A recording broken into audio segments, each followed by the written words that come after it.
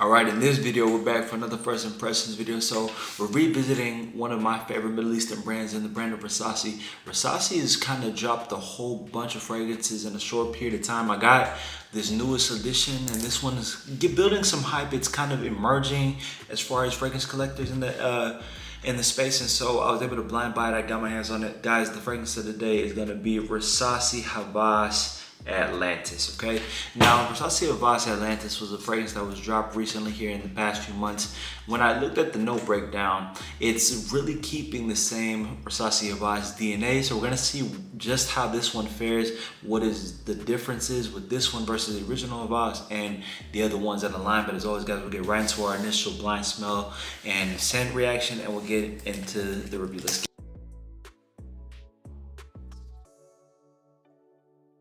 got it unwrapped. Just looking at the bottle, I really like what they did with the bottle design and with the presentation. Now, just looking at the bottle, I'm imagining it'll probably keep some of that Hawas DNA. This one may probably, it can go a couple different ways. It can either be a little bit more on the blue fragrance DNA. It can lean a little bit more green, maybe a little bit more salty. So those are some of the things we're looking at as far as this is concerned. Let's get it out of the box. Get it out of the box. We get out of the box. One of the things I really love is bottle design. I really like this look, this presentation. Probably one of my favorite Hawases to drop as far as the look of the bottle. But then now we have to see how this scent actually fares. Some of the main notes we're getting in this one: bergamot, we're getting lemon, we're getting apple, cinnamon. We're also getting that watery plum, orange blossom, and then we're getting that cardamom as well. So again, much of that original Hawas DNA. We get driftwood as our woody note in here. So we'll see just how much the driftwood kind of changes the DNA, and we're gonna see whether this one is gonna be like the original Hawas, or maybe does it lean towards another one of the flankers in the line, or is this gonna give us any type of semblance of another fragrance. But as always, we'll get it uncapped, nice silver cap, and we'll get into our initial smell off the air. 1, 2, nice atomizer, good. 3 and 4.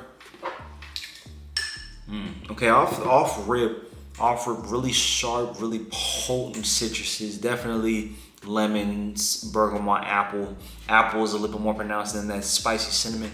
So it's giving a really citrusy but a salty sort of opening, like if you took Profondo mixed with Invictus Legend, right? That Invictus Legend DNA, maybe you got it, and then you keep that same Rasasi Hawas. It's not as bubblegummy sweet. It's definitely a little bit more fruity, a little bit more citrusy, a little bit, definitely, I would say more green, and instead of, kind of just plum and bergamot, I would give this one more of a citrusy, salty, fruity, aquatic sort of lean in this one with some green notes in here.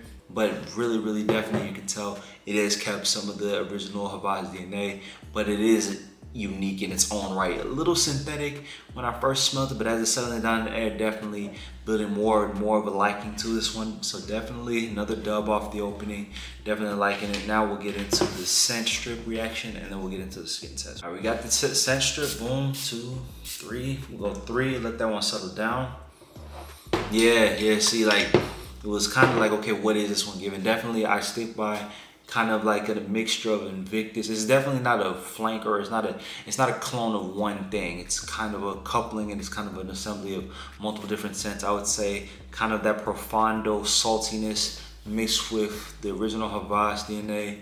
It's maybe leaning a little bit more Hawas Ice-ish. Less crisp than Hawas Ice, and it's a little bit more citrusy green than the original Hawas. The original Hawas is really good, especially with that plum, but it's a little bit more bubblegummy sweet, the original Hawas. The Hawas Ice is gonna be really cool, really crisp, almost like fresh shower gel. But this one kind of is a nice merging of green, aquatics, watery, and a little bit of a saltiness. It does fit the name, in my opinion, as far as what you would imagine the Sea of Atlantis to smell. Definitely, I think it kind of imitated that one really well. But as we smell it off the strip, it's giving a really mossy sort of settle down. Even though moss isn't said to be one of the main notes in this fragrance, that's what this one is really giving. It's like if Hawas was trying to create its own green fragrance, right? Just like how certain other flankers have like a blue fragrance DNA. Coach kind of comes off to me as one of those brands where they have a Coach Blue where they wanted a blue DNA and it's more ozonic, salty, fresh out the shower. Then they have a green, sort of like fresh green meadow. This one is kind of what this one is giving off, but off the strip, definitely still picking up the orange blossom, picking up the dryness, the cardamom. All in all, I really do like the scent though. I really like the scent. I think it's another dub. I think it's unique. I think this is definitely gonna be one. I'm thinking fall, a cool fall day, and definitely spring, I think is the ballpark for this one. You pull this one off in the summer, but I think there are other ones on the line that would do the trick. Get our skin test here. This one's something I do like the fragrance, definitely. I do think this is another dub. I do love all the scents that Rasasi has dropped, and then I'm sure that I'm going to be dropping a buying guide for you guys here in the next couple weeks after I do my next review for the next fragrance I got. But man, watery, musky, patchouli, amber, and then a little bit woodsy on the base off the skin. So again, that's what we're getting with this one. Put simply, keep the Hawas DNA.